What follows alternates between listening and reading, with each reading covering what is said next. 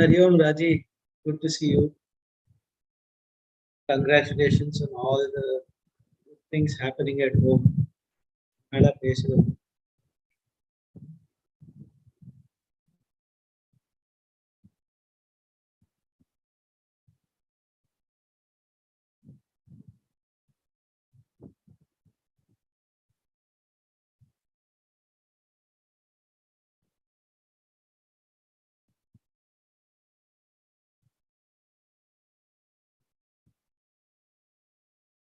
Start the yes.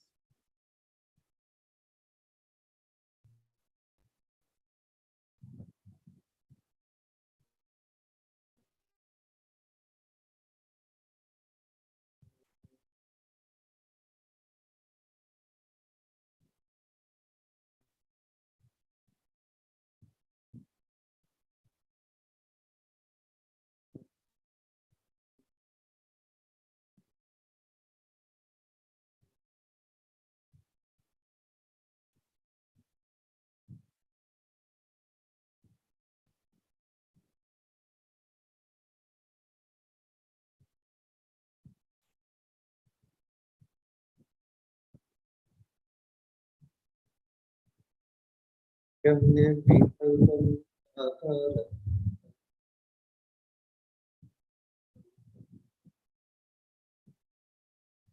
param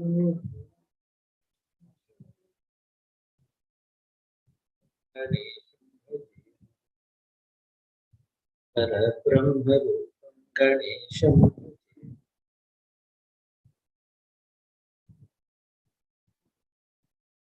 Vaswati Namaskuttam Varade Yarambham Karishyami Shraddha Dharana Medha Vagdevi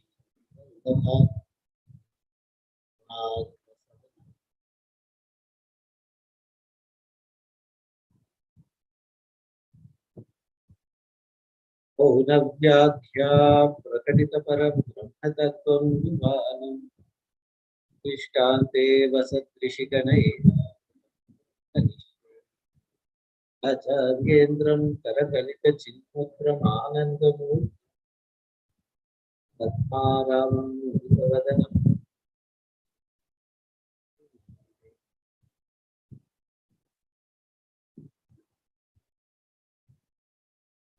Asaya Vishnuaya Vyasaya Brahma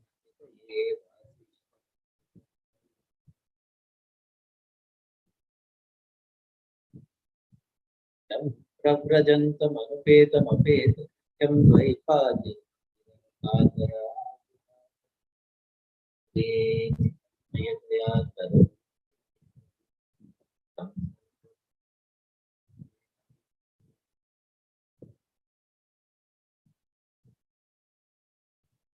Smriti Purananam Alayam Swami Bhagavat Param Vyaptam Jagatyena Chidatma Bhavat Rajvayata Jaram Yat Anyas Atma Bhavam Sangha Nirmukti Padam Prapadya Brahmat Iso Ishwar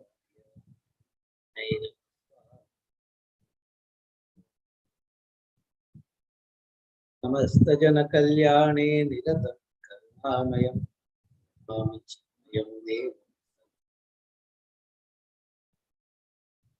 Vande Tejomayam Nityam Jnanam Prabhakaram Ekadeva Kavidya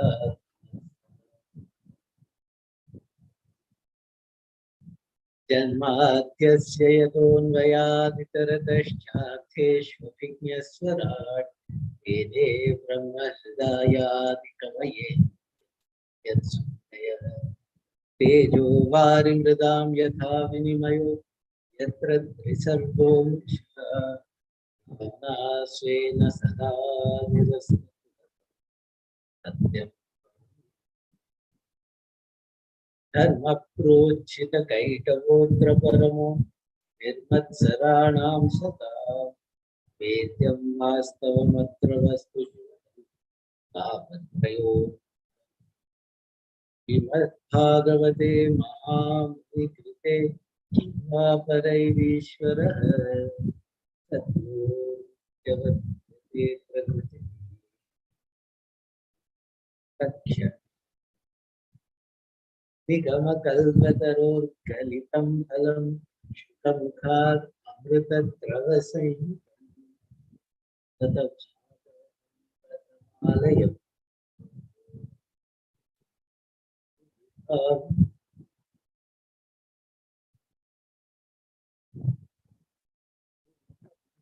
करोति वाचालं बन्धुं तर्जयते यत्कृपातमहं वन्दे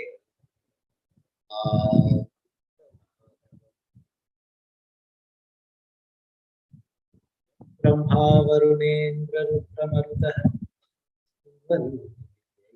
वैः वेदैः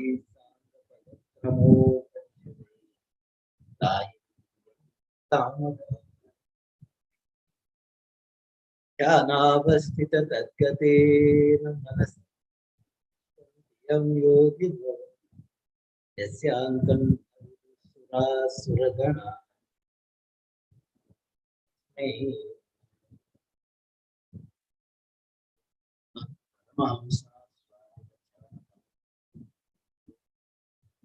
जनमानसनि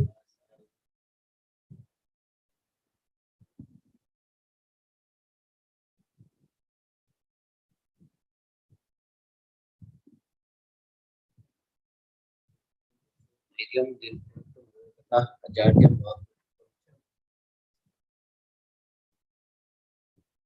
हरि ओम. After many obstacles, we have met again. There's still a few minutes before our official start time. So, shall we do a quick recap? What are the different topics in Srimad Bhagavatam?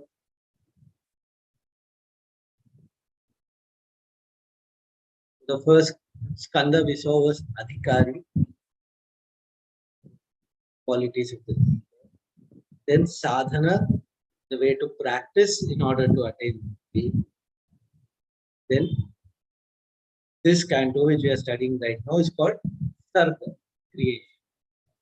And this is the creation of the basic elements from which, through various combinations, all this diverse universe of names and forms created. In this canto, we began with Uddhava meeting Vidura, that beautiful conversation. And then Vidura goes to his Maitreya Rishi and their conversation, the course of which we saw all the questions asked by Parikshit Raja were asked again by him. And we saw, as he answered, we saw how Brahmaji was born, how he began to create Manas, 9 Prajapati, Narada, and finally Swayambhu Manu and Shatarupa, the first.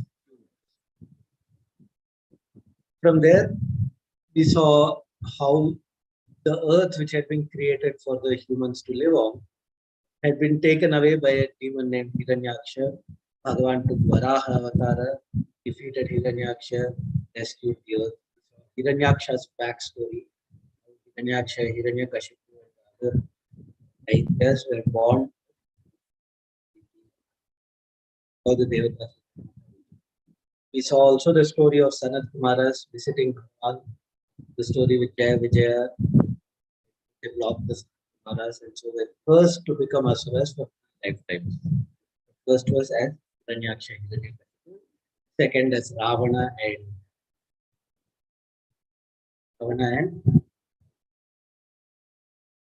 Bhadrana. Third was as Dantavakra and Shishupal.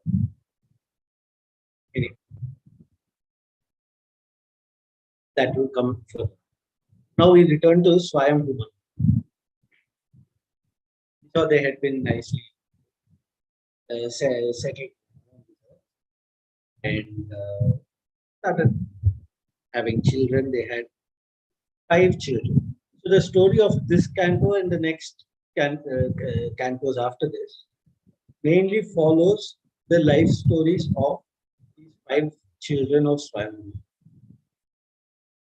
The first is there are 2 sons, Priyavrata and Uttanapada. Their stories we'll see in the 4th and 5th canto. Then 3 daughters, Akuti, Devahuti, Rasuti. Their stories also we'll see later. The first of them is Devahuti, whose story we'll see.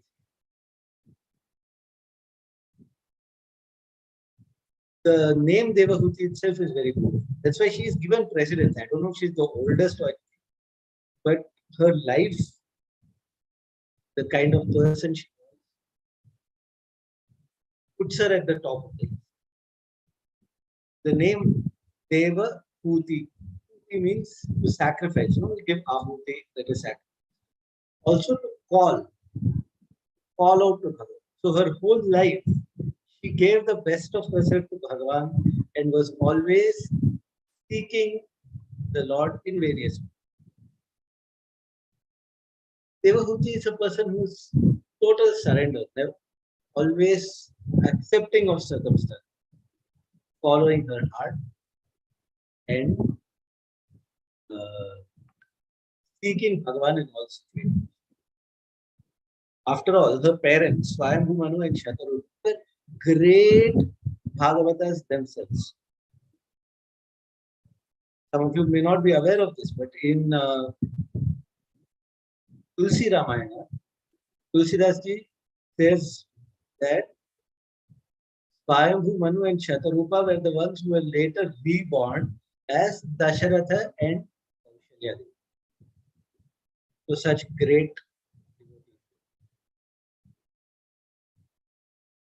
And of course, they administered everything very beautifully. It was all, life was going well. They wanted to get their children married. So they started looking for a groom for Devahuti. But she kept rejecting whoever was.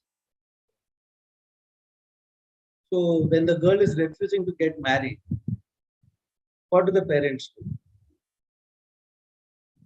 One measure is they call some well-wisher, senior person in the family, close family friend, and ask them to advise the child. Now this is Satya Yuga, early in the process of creation. So nobody knew his track record properly. Therefore, Manu Bhagavan made the mistake of turning to Narada Rishi. It was a very good mistake. He thought that if Narada advises, she'll listen and she'll get married. But after she spoke to Narada, she refused to marry anybody, any of the people who came, and said, I have already decided who I want to marry. You have decided, who is it? So they thought it would be some young prince, some brilliant young scholar, something like that. Said, no, there's a little age difference. He's only about 9,500 years older than me or so. He's a rishi, a Prajapati named Kardama. Narada Mama told me about him. Very sadhu soul, very, very kind-hearted, seeking Bhagavan all the time, tapasvi. That's the kind of person I want. Because after all, I am your daughter. What will I want? I also want to seek Bhagavan. So I want somebody with whom I can undertake that journey. And this is somebody who has been doing penance for almost 10,000 years, seeking Bhagavan. Who better than him? And he has been given the task of having children further in creation. It's not like he's a sannyasi. So he has to get married. So rather than marrying any other person, I might be a correct partner for him. Parents are impressed. She has really thought through the whole thing and come up with a very wise uh, idea. So they say, okay, we'll go find him and we'll try to get you married to him. Let us see. Yes. So they said, okay. Now cut the scene. Straight, let us jump to the banks of Saraswati River. The moment I say Saraswati River, don't start imagining Himalayas. This is Saraswati River in Gujarat, downstream. The deserted place, but flourishing with beautiful trees and flowers and songbirds. All nature is joyous, bright. There is one small ashram. And when I say ashram, don't start imagining that there is one temple and there are a lot of kutiyas. There was not even a single hut. There was one man sitting there with the dust of the ages collected all over his body, hair all matted, beard tickling his toes. He's sitting in meditation. No, not even one hut to cover him, open to the elements. But he was there, therefore that place was an ashram. He has been doing penance for thousands of years after his father Brahma told him to create. He said, I will create, but let me do 10,000 years tapas first in order to get a suitable wife and child. See, anybody can get married, but to find somebody whose purpose is in harmony with us, somebody who's also seeking the same higher goal in life, somebody who will sit with you along with your child and listen to Bhagavatam, somebody whose heart jumps with excitement, who drops everything and runs with you the moment they hear that Guruji has come to town. Just to have even 2 minutes darshan, they'll move heaven and earth. To find a partner like that, 10,000 years tapas is very less. Actually, it is only Guru Kripa, it's Ishvara Kripa. So he was doing this penance. Actually, he had told Brahmaji, it is, I'm doing meditation to get a wife. And actually, what he wanted was alone. For that, he was doing tapas 9,900 something. Years had gone by. But no sakshatkar. Finally, out of felt, I have done so much of sadhana, so much of tapas, but I am not able to reach Bhagwan. I know Bhagwan is not equal to any sadhana. Bhagwan is not a karma phala. He is not the result of tapas. Naham vedehi na tapasa, Bhagwan has himself said. And yet that is the sadhana available to us, that is the means available to us. If by that also I am not able to attain him, what can I do? I am lost. And in that moment of frustration, of longing for Bhagavan, he shed a tear. And that tear left his eye. And before it crossed his nose, Bhagavan was in front of him. For 9,000 etc. years, Bhagavan of tapas, Bhagavan didn't come. But for that one teardrop, instantly he was there. Right? Surrender. Tyagena eke amritatva manush. That does not mean only tyaga of wealth. That does not mean only tyaga of relatives, tyaga of house, but tyaga of the idea that I am the doer. Tyaga of the ego. Tyaga of the notion that if I do something by my effort, I can find divinity. Give that up. Let go of everything. Let go of that sense of doership, that sense of I. Then behind it, Bhagavan is. What in the Shastra say, Yena tyajati tat tyajata. Give up even that by which you give up other things. That ego we have. The moment he gave it up, Bhagavan was there. And in Satya Yuga, so special get up for Satya Yuga, Bhagavan came, fair form. Normally we think of Bhagavan as Neela Megha Shama, but he can come in whichever color he wants. Who are we to decide? He came as a white. Fair enough, fair soul, as fair as the midday sun on a hot Madras summer day, wearing his Pitambaram with dark, curly, flowing hair, and even his accessories, the lotus was also white gold ornaments. Now, Bhagwan's fashion sense is really beautiful. Then for contrast, one darkish yellow Pitambaram, like that. And he came on Garuda. And from Garuda, he was looking lovingly down at Kardama Rishi. Kardama does namaskaram and he says, Bhagwan, you know everything. Yogis meditate on you to get liberation for thousands of years. They don't get it. For lifetimes they do, they don't get it. Me, I just want to get married. I want to find a nice girl and get settled down. I'm asking you for that.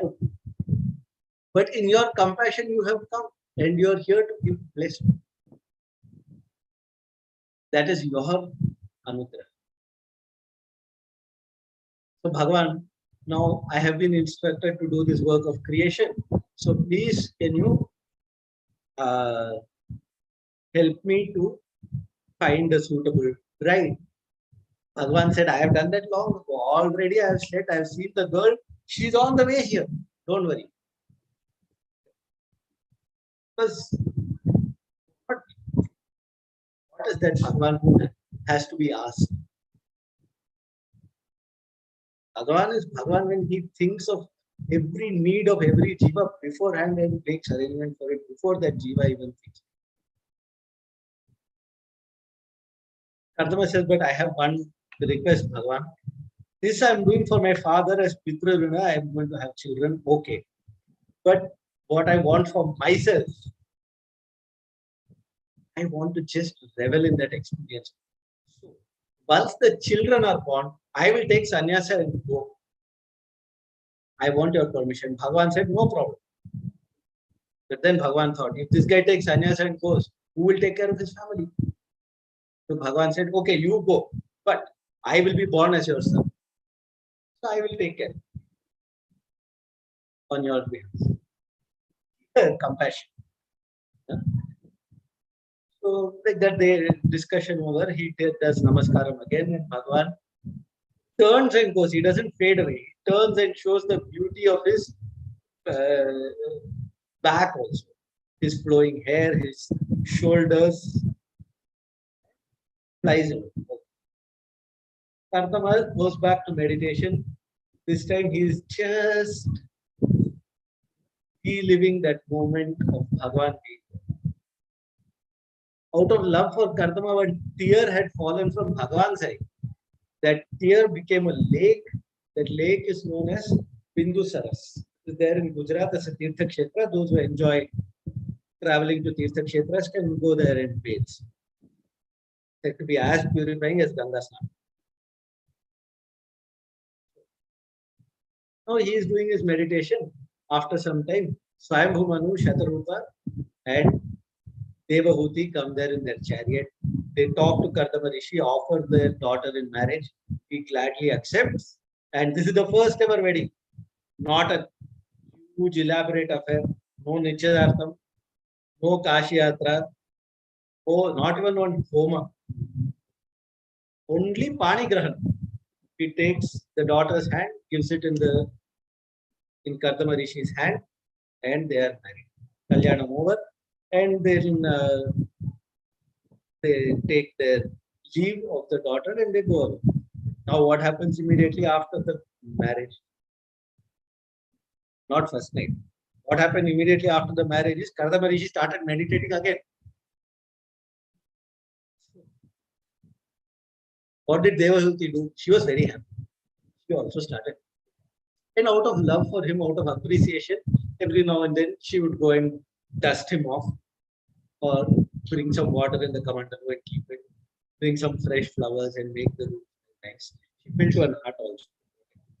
And she sat there and meditated. Many, many years went by. Then one day, Bhagavan only, I think, prompted and poked Kardama Rishi and made him open his eyes. And he saw this young woman sitting in front of him, no longer that young, totally thin, emaciated. Her hair also had become long and matted. She was also covered with dust. Only she didn't have that dadi enough. Otherwise, it was same situation as him. He looked at her and said, "Who are you?" "I'm your wife, you forgot." He said, "Oh, yes, yes, we just got married." "Oh, sorry, I think I went into meditation for a few minutes. Forgive me. Can I do anything for you to make up for all this time that I spent in meditation?" "Of course. I mean, even I enjoyed the meditation and all that.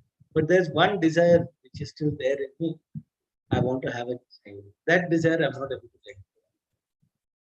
Gautam Rishi said, "Don't feel bad about it.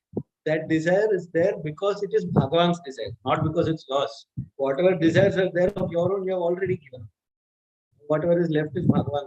Bhagavan himself has said, Dharma viruddha bhuteshu kamosmi bharatarshava."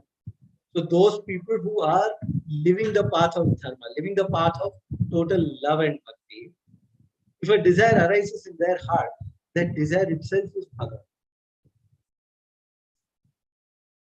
So don't feel bad that you have that desire in your heart. That is one. Rever that desire and give it its due. And so he said, "You go and take a bath and come." Even I'll go and take a bath. They both went to that Bindu Saras to take a bath. Apsaras came, they bathed them, massaged them, dressed them up. They came out looking young and virile, beautiful. And with his Yoga Shakti, Kardama Prajapati created one aerial mansion with swimming pools and different bedroom for each day of the month and lavish uh, feasting and all the possible enjoyment. See, when he's enjoying Bhoga, he's enjoying it to the full.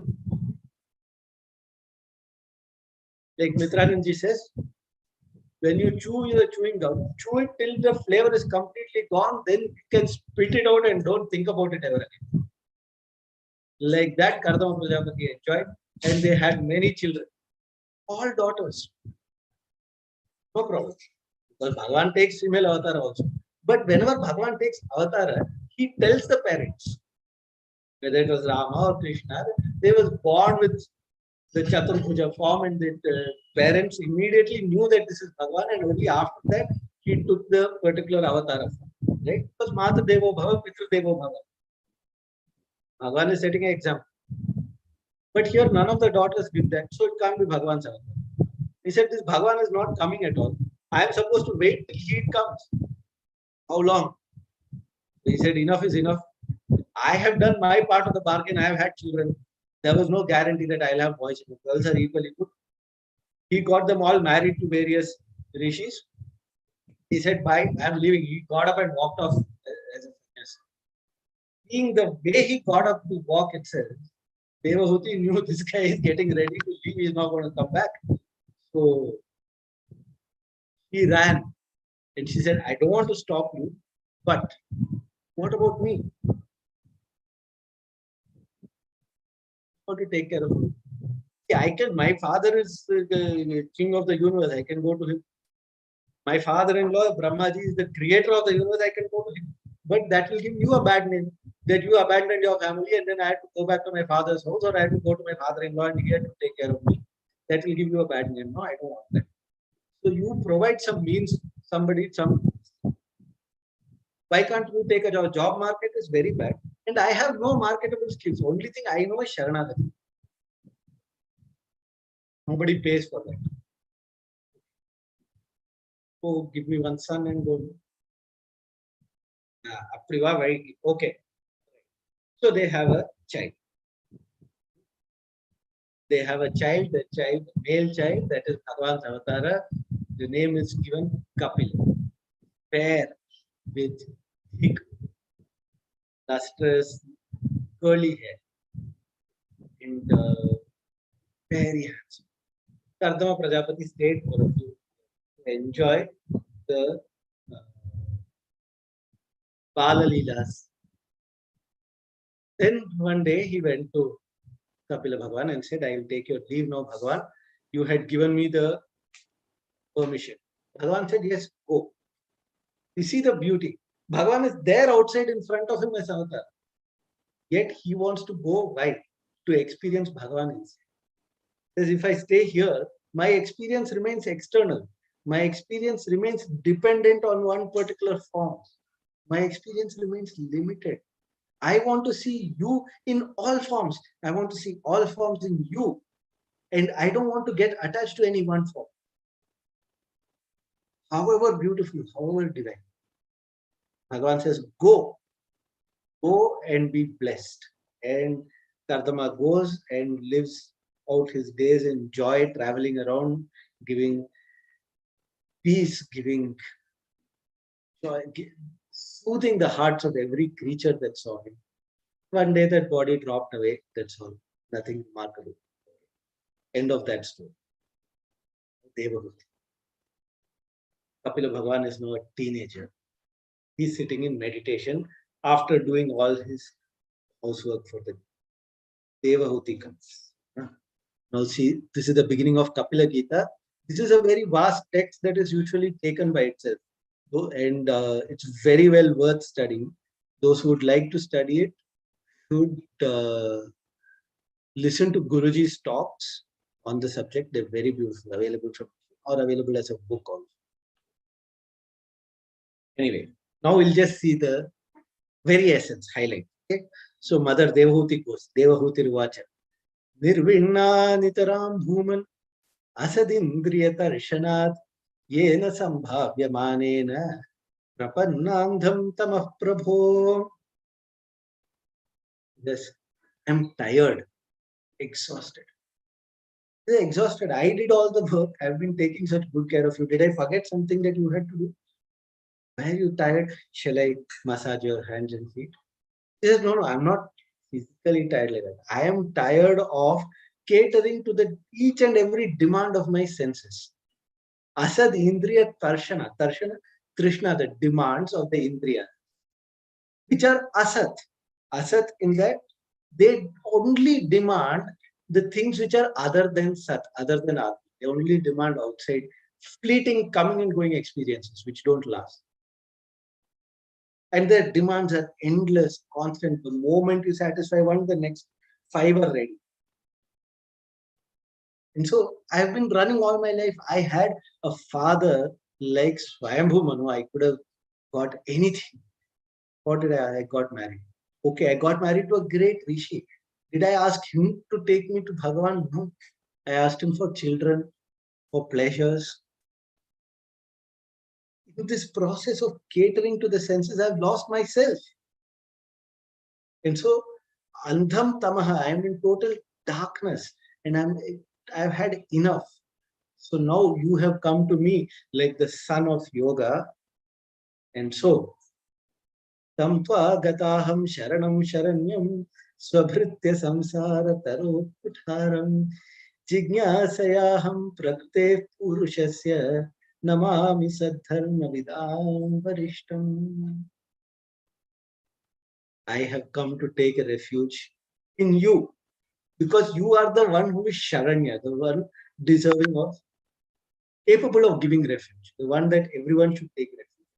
What makes him Sharanya? There's 2 things. One, Sadharma Vidam Varishtam, you are the best among the knowers of truth. Not only knowers of truth, knowers of Sat, but knowers of Dharma also, the means to attain that.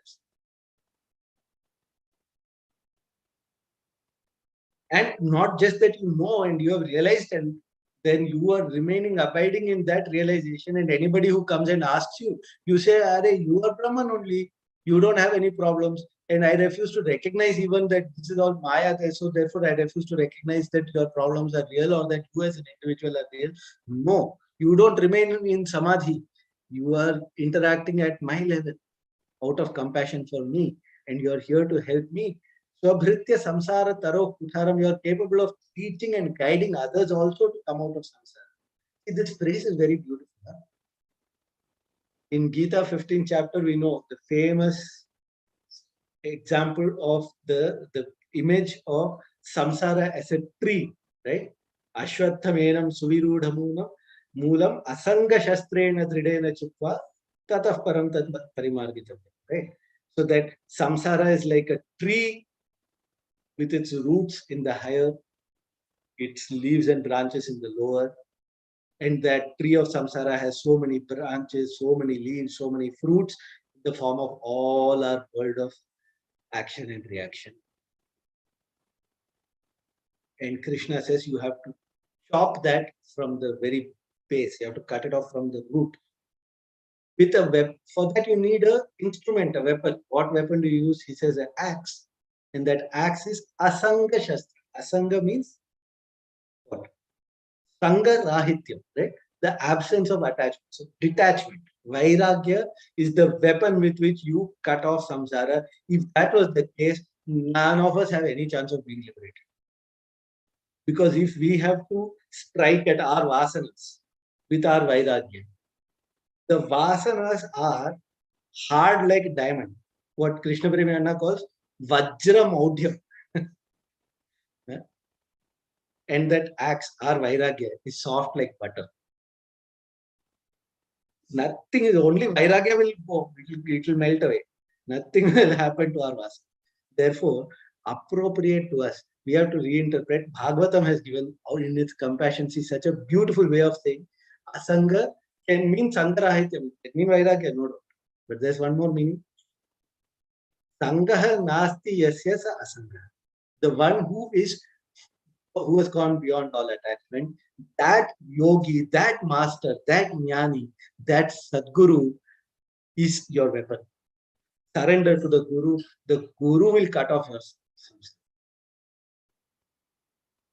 Guru bhakti is the.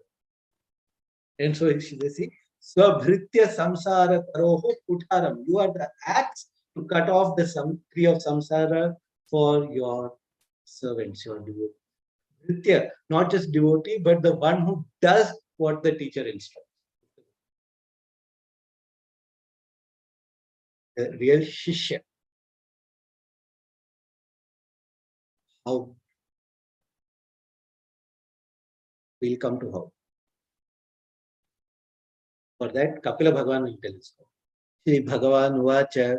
See the question itself is. We don't even need the answer, actually. But he tells us. Yoga Adhyatmika Pumsam Mato Nishayasaya Me Atyanto Paratari Yatra Dukhasya Cha Sukhasya Cha. I will teach you Adhyatma Yoga, not Adhidevika Yoga. I am not sending you to Vaikuntha. Not Adi Bhautika Yoga. I am not sending you to Vrindavana. Adhyatma Yoga, I am giving you that experience of that Vrindavan, that Vaikuntha within yourself. That is the only Nishreyas. And through that, there will be complete removal of all dukkha, all sorrow. Pama, all happiness also. Dukhasya cha sukhasya cha. And I'm not sure I want this yoga. You have to understand this. Dukkha, sukha. Kha means what? Space. So sukha, good space. I'm in a very good space. I'm happy. Then today I'm in a bad space. I'm miserable. So dukkha, sukha, both are dependent on something external, our environment, our relationship status, our career advancement, our income and income tax, whatever happened on TV today, whether it's CSK won or lost. Accordingly, dukkha, sukha. The end of both, equilibrium, peace. That is real happiness. Not the happiness that is the tickling of endorphins in our brain. That is some kind of chemical sensation. Not the tingling of the nerves, but the satisfaction of the soul. That peace, that real happiness is through Adhyatma Yoga. Therefore, Cheta khalu asya bandhaya muktaye chatmanomatam guneshu sattam bandhaya ratam va pumsite. This is exactly taken from Sheta Upanishad and reworded. He says it's very simple. Vedanta in one shloka. The mind is your instrument. It is the cause for all bondage. Cheta khalu asya bandhaya. The mind is the cause for bondage. The mind creates its attachments. The mind creates its desires that binds us. That same mind is the cause for liberation also. Mukta yecha atma. How?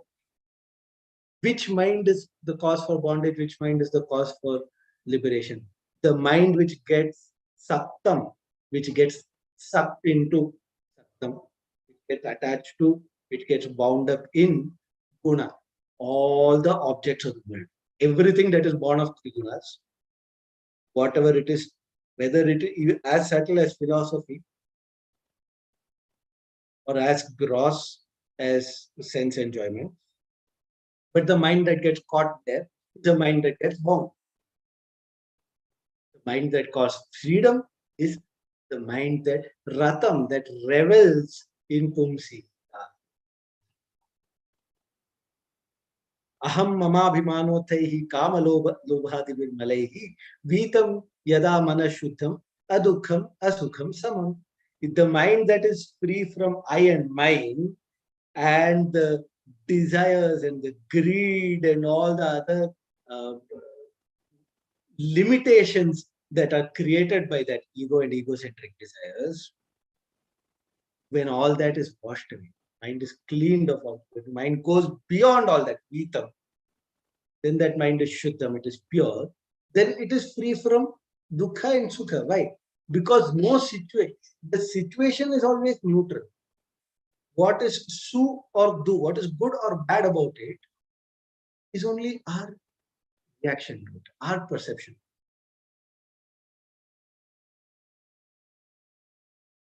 Right? Today, if Ambani is given 2 lakhs, it will be an insult to him. It will cause him dukkha. If you give me 2 lakhs, I will accept it very happily. Sukham, sukham. Situation is the same. Object is the same. But each person is interpreting it according to their mind, and therefore that mind creates the dukkha and the sukha. If that mind is free, clean, empty of all these judgments, of all these likes and dislikes, this balance, then nothing can give dukkha or sukha. Everything is just what it is. It is samam, equal.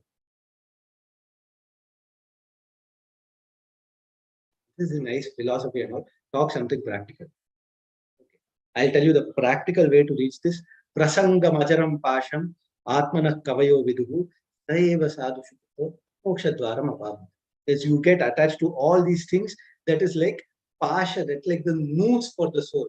That soul which is meant to experience the infinite gets squeezed, throttled and tied into just this little limited circle of I and mine. My pleasure, my family, my friends, my community. But that same attachment, if we form for somebody who is liberated, who is detached, you get attached to somebody who is detached, they will detach you, they will free you. Moksha dwaram apavritam, the doors to liberation are wide open. All you have to do is fall in love with this.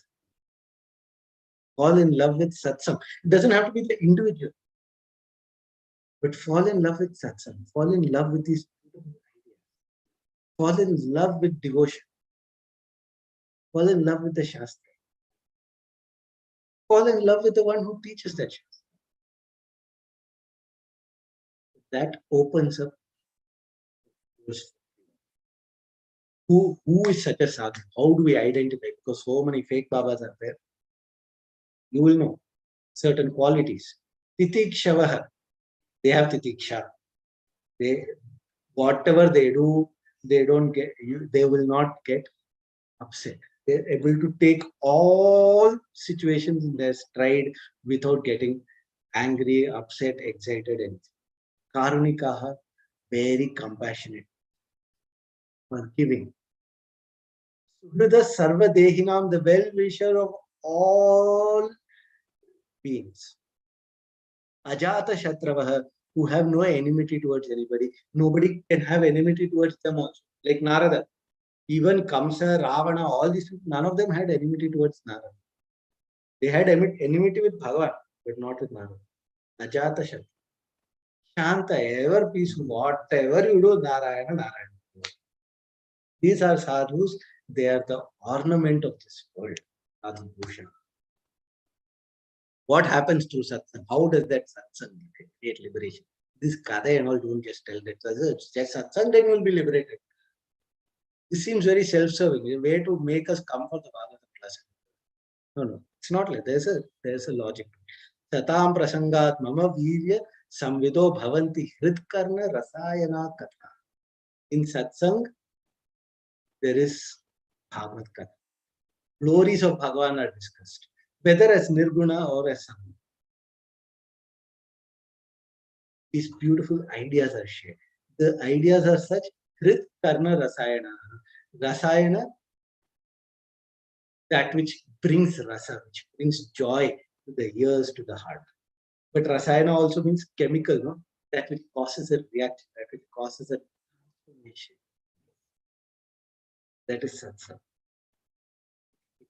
And by drinking in that katha, that Joshanat, Ashu Apavargavartani Shraddha Ratir Bhaktir Anukramisha. What happens is, in order, you develop Shraddha in Bhagavan, that Mokshadipati Bhagavan, we develop faith. You know, this funny thing about faith, we have faith in Bhagavan, but we still want the world. We have faith in Bhagavan, but we want pleasures of the world. This is stage one. Second stage is Rati. Not only do we have faith in Bhagavan, but we love Bhagavan. Then we enjoy the katha, we enjoy our puja, we enjoy our bhajan, whatever sadhana we do, whatever way we have of connecting with divinity, we come to revel in. We come to revel in something greater than these little experiences of it. Then the next stage is we melt into it, we become one with it. Bhagat Bhakti, we unite. We become one with it. Ananya, that is, when we have attained that, Etavaneva lokesmin pumsam nishreya sodeha tivrena bhakti yogena manomayarpitam sthiram. Dissolve your mind into me. Establish your mind completely into me. Make your mind so full of Bhagavan that your mind becomes Bhagavan. And that is the ultimate good for all beings. Etavaneva statement comes very often in Bhagavatam to summarize what is said. So this alone is the essence of Kapila Gita. I have taught you said in brief what is only half a chapter. There are much more detailed elaboration on these ideas that I would highly recommend everybody study on their own time. Hari Om, thank you very much. Om Purnamada Purnamidam Purnat Purnamudachyate Purnasya Purnamadaya Purnameva Vashishyate.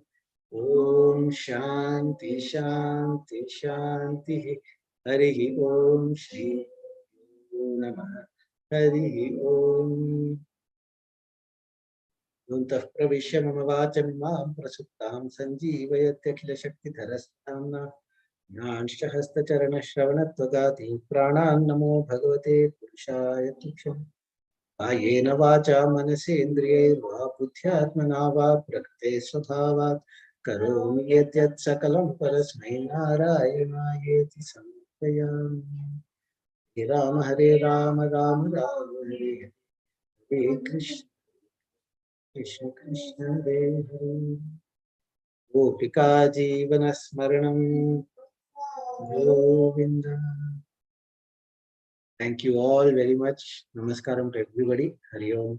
Have a wonderful